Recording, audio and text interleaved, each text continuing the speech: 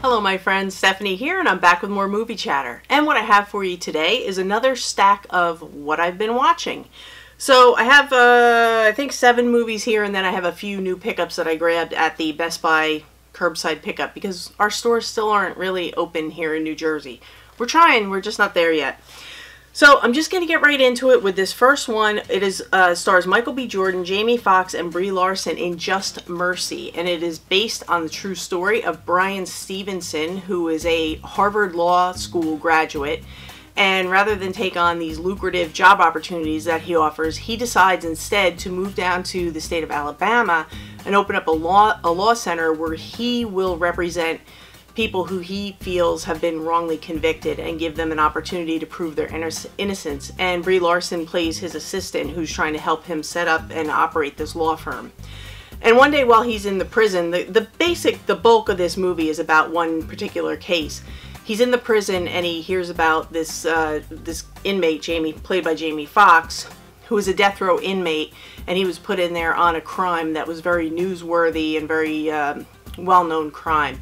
And what it is in the state of Alabama at this time, the rate of overturning convictions was pretty much 0. So he was really facing an uphill battle from the minute he walked into the state. And basically that's what this movie is about, is him taking on Jamie Foxx's case and trying to get him the opportunity to prove his innocence. And I just found this to be a really great movie. It's very inspirational, it's very heartfelt, and it just shows that there are people out there to this day still working for good and still doing great things. And all the performances were great. Michael B. Jordan's always great, Jamie Foxx is always great, Brie Larson was awesome in her role.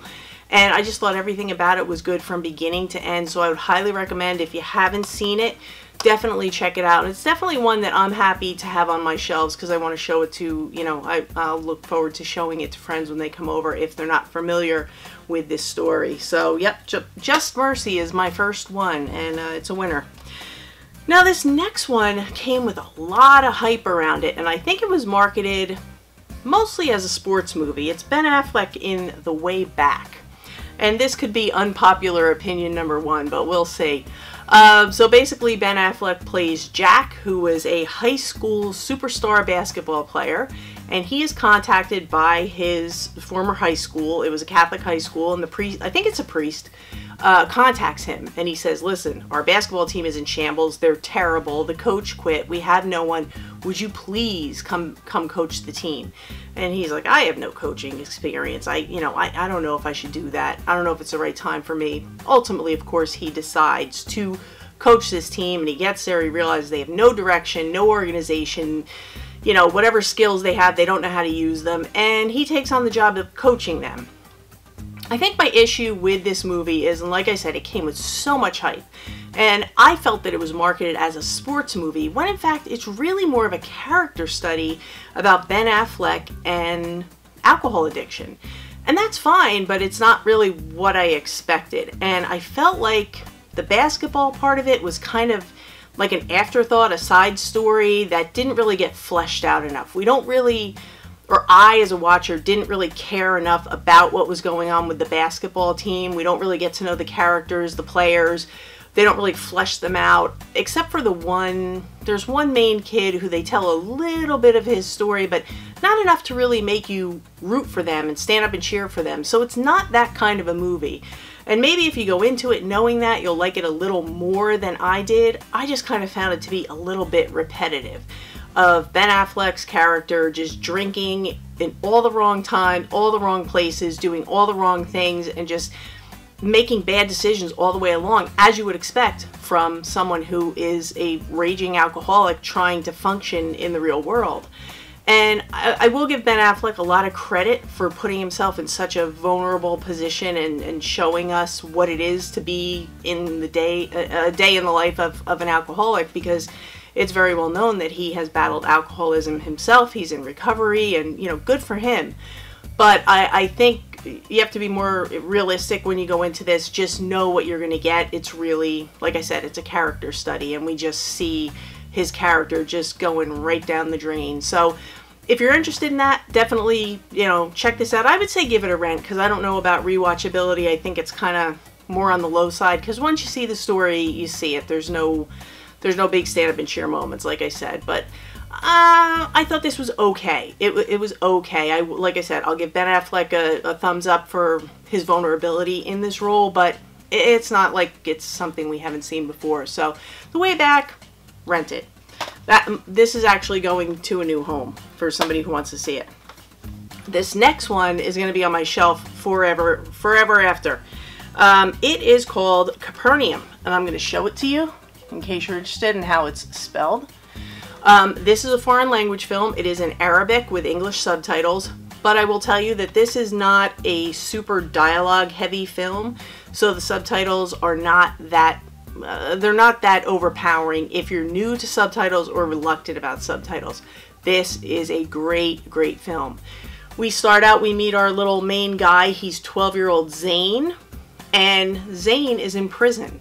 He's 12 years old. He's incarcerated. We meet him in a courtroom. They bring him in. His parents are on the other side, and he tells the judge he wants to sue his parents. When the judge asks him why, he says, for being born.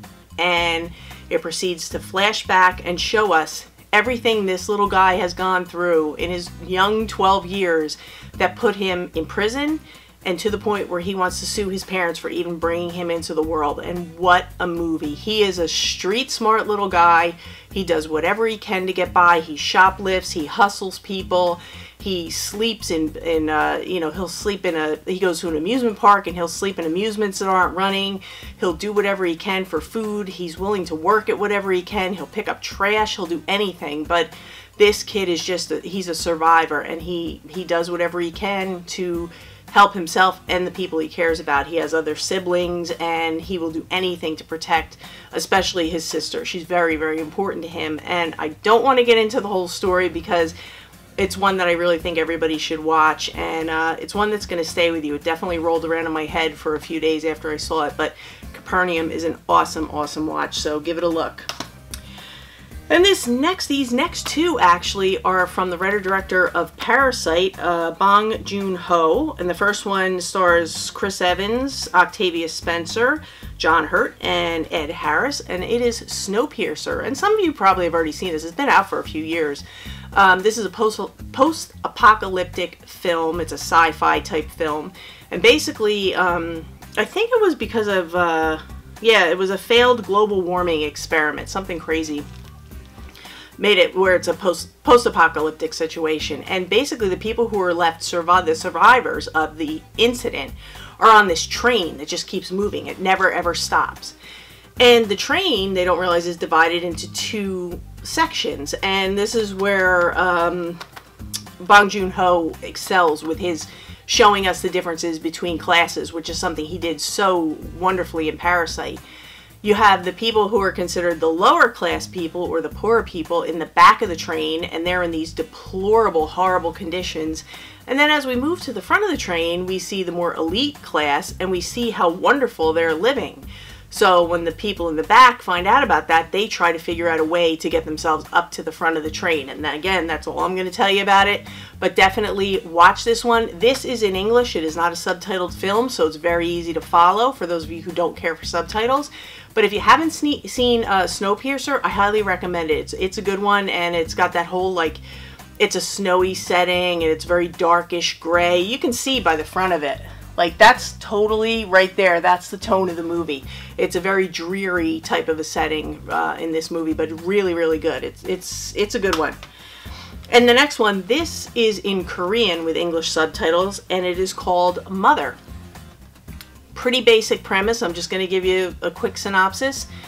We have a mother who has an adult son who happens to be a special needs guy. They don't really get into what is wrong with him or what's up with him, but he goes out one night and he's had a few drinks, which maybe he shouldn't have done, and he's walking home through these alleyways. They live in these little villages. He's walking home through these alleyways, and there's a young woman who's walking ahead of him, and they end up in a conversation, and we don't see what happens, but the next day she is found dead in an abandoned building, right where he left her, and the police decide that he is their main suspect, and they believe that he is guilty. He can't really explain himself, and his mother sets out to prove his innocence. That's all I'm going to tell you about it, but really good, really well done. And again, if you're up for the subtitles, I think Mother is well worth the watch. It's a good one. And buzzing right along, this next one is also based on a true story. It stars Toni Collette, Philip Seymour Hoffman, and Eric Bana, and it is called Mary and Max. And this one is a stop-motion animation film, so if you think Isle of Dogs, it's like a claymation type of thing. This is Max on the front. You can see the characters, and I'll show you the ones on the back. Really, really cool. It's really well done. I knew nothing about this going into it, and I loved it. Based on a true story. Mary is an 8-year-old little girl who lives in Australia. She randomly picks a name out of a phone book from America, a name and address, back when we had phone books. And she writes a letter to Max, who is an adult man with Asperger's living in New York. And he starts corresponding. They start corresponding back and forth. He writes back to her, she writes to him. And they carry on this friendship through their letters for over 20 years.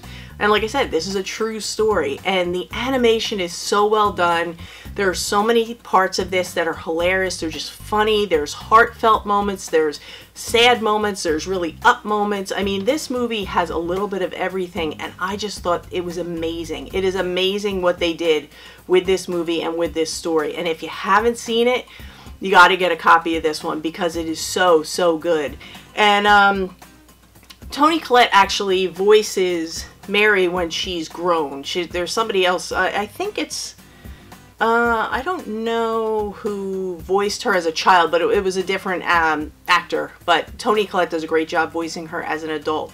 And like I said, it goes on for 20 years, so it goes from when the time she's a little girl to when she's a grown woman. But really, really good stuff. If you haven't seen this one, definitely check it out.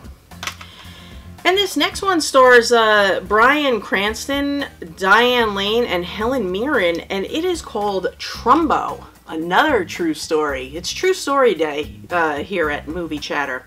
This is from 1947 Hollywood. Dalton Trumbo is played by Bryan Cranston, and he was blacklisted. He was a screenwriter, and he was blacklisted in Hollywood for his political beliefs. He was sympathetic to the Communist Party. So he was blacklisted and not allowed to work in Hollywood, even though he was, you know, a highly sought after screenwriter. So what he decides to do is he starts working with this company, and he's working under a bunch of pen names so that they don't know that it's him. And it is a story of films that he wrote, awards that he tried to win, and that's all I'm going to tell you. But Bryan Cranston does an amazing job as Dalton Trumbo, and he really is this film. His performance is amazing. It's one of the best performances I've seen him in outside of Breaking Bad, but he was amazing. And I figured that this would be a good tie-in because I think it's July 21st, if I'm not mistaken, we get Spartacus on 4K, and Spartacus with Kirk Douglas is one of the films that Dalton Trumbo wrote. So definitely, if you're interested in any of that and old Hollywood and how things were, definitely check out Trumbo because you will not be disappointed. Really, really good stuff there. And now I'm just going to get in. I have 3 pickups that I grabbed from Best Buy this week. One from Amazon. I'll do the Amazon one first. We finally got the Urban Cowboy on Blu-ray, and I hate that cover, and I'm going to tell you why. Look at the cover of the DVD that now I can't retire. He's got the old beer bottle in the hand. And on the new one, I don't know if you're going to be able to see this. Hopefully you can see this.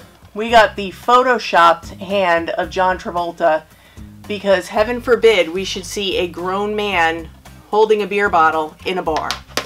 So, I don't know. That's just the sanitization of American cinema, I guess. Anyway, we did get Urban Cowboy on Blu-ray. The Blu-ray looks great. It's a classic. He's great in this movie. I've waited a really long time to see this one on Blu-ray, and I'm just happy to have it on Blu-ray, but I hate that hand. So I'm keeping my DVD where normally I would retire it. I'm going to keep it so that I can show people that this is the best you could do, but whatever.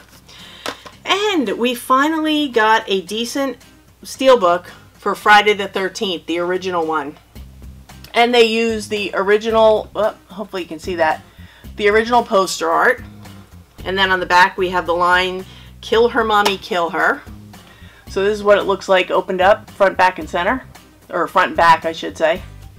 But the inside is where we have the epic fail. The artwork is just not on point.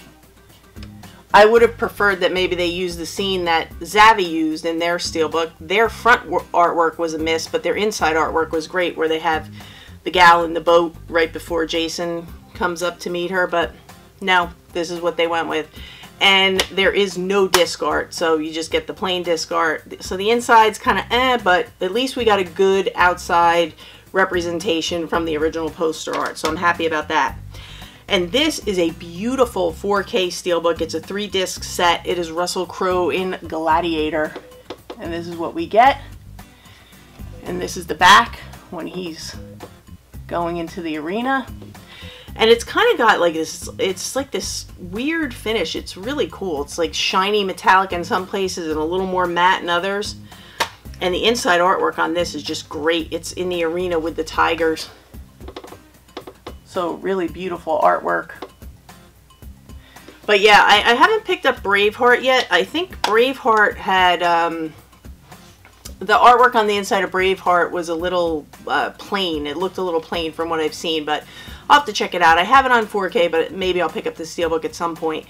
And same thing with the discs on this one. There's no artwork. The 4K disc is black. The other two are blue. So you get a Blu-ray and then I think bonus features. But that was the last one that I picked up this week. So those are some new pickups. And like I said, we have Urban Cowboy on Blu-ray. So yay for that.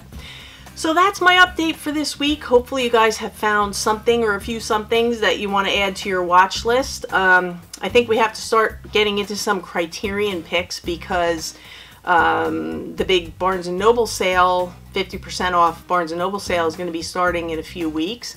If you didn't know, everything on Criterion right now is 30% off, which it has been for most of the pandemic situation. But we'll start getting into some Criterion picks so you can we can talk about what you want to get for the sale. We're also coming up on 4,000 subscribers, so maybe we have to do something fun like maybe a giveaway or something. So if you have any giveaway suggestions, leave them down in the comments. But I want to thank you guys as always for being here. If you enjoyed this, please give me a thumbs up, leave me some comments, subscribe, hit the bell notification, you know the drill. And I'm going to be back real soon with some more good stuff, and hopefully you guys will join me for that. But for today, that's a wrap.